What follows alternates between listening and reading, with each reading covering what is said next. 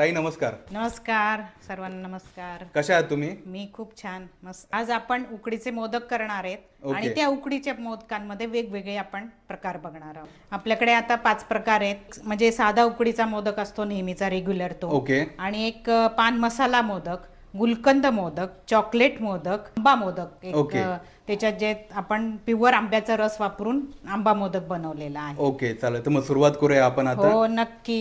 सारण आणि हे पिठाचे गोळे आहेत हा. ते सर्व मोजलेलं असतं. माझा पूर्ण मोदक हा 50 ग्रॅमचा असतो. ओके. म्हणजे आणि सारण 25 ग्रॅमचा येणार आणि हा जो आपली 25 ग्रॅम 25 असं ग्रॅमचा येणार. असतं. त्याच्यामुळे कोणताच मोदक तुम्हाला लहान मोठा किंवा कमी जास्त वजनाचा मिळत नाही. सर्व एकसारखे तुम्हाला मिळतात. ओके. आणि याच्यात पण एक सुवासिक तांदूळ असतो त्याच्यामुळे वास पण फ्लेवर छान येतो. ओके. तर बघू शकता आता आपल्या कळ्या तयार झालेल्या आहे आणि आता आपण याच्यामध्ये हे सारण ॲड करणार आहे. तर सारण कसलं असतं ताई आपलं? हे गुळ आणि खोबरं असतं. ओके. गुळ हा एकदम चांगल्या क्वालिटीचा असतो आपला. ओके. आणि आणि त्याच्यामुळेच मोदक आपला छान होतो. अशा पद्धतीने हा मोदक. तर आपला मोदक तयार झालेला आहे बघू शकता. ओके.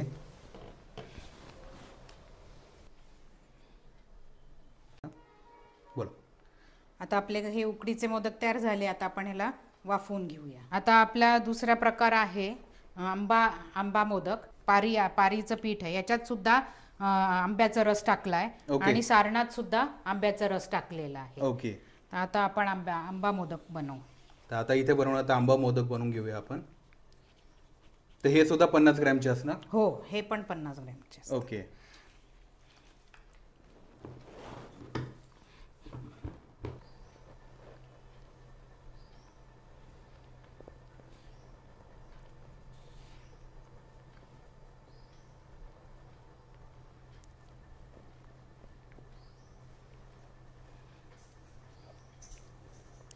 रिअल आंब्याचा रस असल्यामुळे ह्याच्यात कुठलाही ॲडिशनल फ्लेवर मी टाकलेला नाही.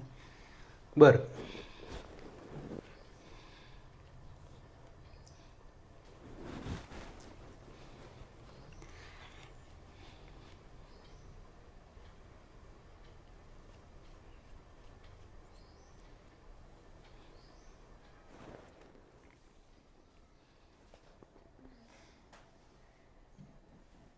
आता हे आपले आंबा मोदक तयार झाले.